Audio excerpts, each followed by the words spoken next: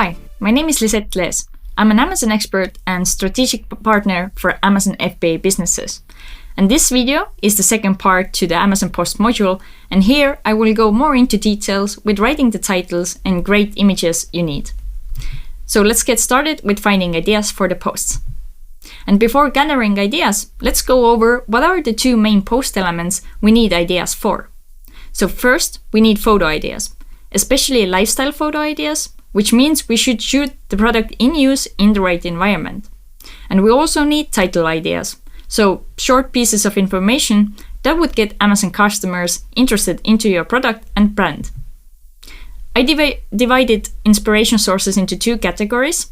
There's on Amazon and off Amazon sources. So let's start with on Amazon ones. First, of course, have a look at Amazon posts. And keep in mind, not only look at your direct competitors, but also discover posts from the same product category and also from other categories. Secondly, analyze competitor Q&A sections and reviews. The goal is to create content that helps to cover any objections your customers might have when they're deciding whether they should get your product or not. Also, have an overall look at your competitors' product listings. Check the images, the bullets, the A+ content, and see what kind of selling points they are using, because perhaps you could use the same ones. Now about off-Amazon inspiration sources. In my opinion, the most powerful way to generate post ideas is to put yourself in the customer's shoes. And what I mean by this is that you should imagine yourself being the buyer. So what kind of questions you would have if you would like to buy the product you are selling? What would be your fears? What do you think might disappoint you? What expectations you would have? And this kind of thinking exercise usually helps to generate posts that have high engagement. Then I recommend using Google to find out the top questions people have about your product. Also read about what people usually like about this product and also what they dislike about such products. And as with any content creation process, you also find inspiration from different social media channels. So let's now move on to writing post titles. So first, let's go over a few things you could add to the titles and which you shouldn't add by Amazon rules. So first, you can play around with adding emojis, because in my opinion, they add playfulness and often help to illustrate the story or information you are sharing. Just be sure to not overuse them. Secondly, you can add different call to action phrases, but be sure to add a clear one and not use a general one, just like click here, because Amazon doesn't like that. And also do not use call to actions that are currently unsupported. For example, don't ask customers to like the post because there is no such feature currently available, or don't ask them to leave a comment. You can also add hashtags, but note that hashtags aren't currently interactive, meaning they do not work the way they do in Instagram, for example. So that's the reason why I added the question mark behind that row. But I didn't want to leave it out because for brands who have presence outside of Amazon might have developed a strong brand hashtag, so they could use that in the title because that might help customers to find your brand from the other platforms. Then you can also include claims that relate to a subjective opinion, meaning there is no universal truth behind what you say. So for example, I can say that orange is the best color, and that's why I only manufacture products in the orange color. But you don't have to agree with me, and you can say, for example, the red is the best color. So when we now know what we can add to the title, let's see what we shouldn't add by the rules. The first one, of course, the contact details. And this rule shouldn't be a news for you if you're already selling on Amazon. Secondly, do not write any promotional or deal-related content, for example, that you have a 24-hour sale going on. Thirdly, do not include customer reviews, even if the review has been posted on Amazon platform. And last, do not use phrases that pressure customers to take action fast. For example, don't use act fast or don't miss out. And as Amazon Post is still in beta and Amazon still develops it, we might expect updates to the rules as well. And therefore my recommendation would be that if you're new to Post and you want to start out after watching this video, head over to Amazon resources page and learn more about the latest requirements.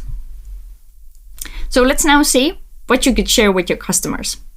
So first, you can share highlights of your product features and product use information.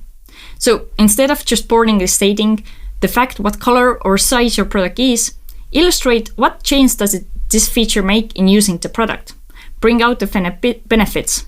And when writing the title, imagine how you as a customer would like to receive this information. Secondly, you can share educational content such as different tips and tricks. And this is a very good title type because you can give a lot of value for the customers and win them over by your side without them really thinking you're trying to sell them something. So I like this one a lot. And also remember that people looking, for example, for garlic presses might have never had one before or used one before. So your job as a garlic press seller would be to educate them. Educate them which product features are the most important. Help them to choose between different models. And customers will feel good about knowing that they learned something new that actually helped them to make the final decision about which product to get. Then you can share inspirational content that tells a story and makes people imagine using the product. So you can take your potential customer on a journey and help them to imagine the experience they would have using your product, how it would make them feel, and how it would help them to achieve something. So bring out their emotions. And then, of course, you can share brand content that would spark interest. For example, show your team, show your product development process, and also introduce your brand and the whole product line. So now, let's continue with creating post visuals. First, a little bit about technical image requirements. So from this list, I would especially like to point out the second row, the aspect ratio. Amazon currently supports images with different aspect ratios, and this is something that influences the overall appearance of the post a lot. And what I mean by this is that when you make a post with the image aspect ratio of 1:1, then the image will be a square. And now, if you would imagine your phone screen for a second, if you use square images, you would only see the post header and the image, and in order to see the product card and the title, you would have to do additional scrolling down. But for example, if you use 16:9 aspect ratio, you would see all the main elements without doing this additional scrolling. So you would see the banner, the photo, the product card, and the beginning of the title. So this 16:9 aspect ratio actually gives the chance to show the entire post information as a whole. And this is helpful for capturing customers' attention. And as we know, we only have a couple of seconds to do that. So I recommend to go ahead and test these different aspect ratios and see what works the best for your product and for your brand. So next question is what kind of visuals you should use for Amazon posts. First of all, we have the professional lifestyle photos, and these photos are usually taken by a professional photographer. Probably you usually order this kind of photos for your product listing, and sometimes you don't use all of the photos because you have limited number of photo spots you can use. So those photos that are left out from the product listing are actually super perfect for Amazon posts. And although Amazon does not recommend using the content you have already used on your product detail page, I would say it's okay to post those photos once in the post as well, just don't do it multiple times. Secondly, you have the post. You can post influencer and self-generated photos. And with this type of photos, I would say the most important is to pay attention to the quality and also shooting the product in use in the right environment. And when you do a shoot, try to get as many photos as possible because then you have more content for the posts. For example, let the model change the pose or change the angle, zoom in, zoom out. Try to also get your team members, family members, or friends to model so you would have people on your photos. And of course, as always, the best would be if you could feature your product target persona on the photo, so that the possible buyers on Amazon would really connect with your product.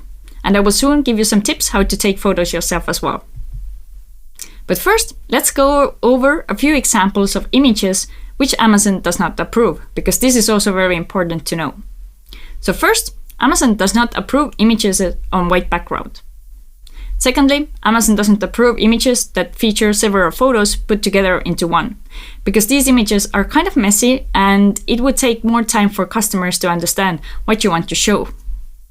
Thirdly, Amazon doesn't approve images with excessive text, so these kind of images also look a little bit messy and do not help build a trustworthy brand image. Amazon does allow you to add short taglines, so try to be as classy as possible. So for those, don't use that kind of images. And I will now give you some tips I promised for taking photos yourself. So the first recommendation is only to shoot using natural lighting or studio lighting to achieve a clean look, because that way you will have better quality images and also the colors will be more true to their tone. So even if you have a good camera or a phone, please do not shoot during the evening time because you will just simply lose quality.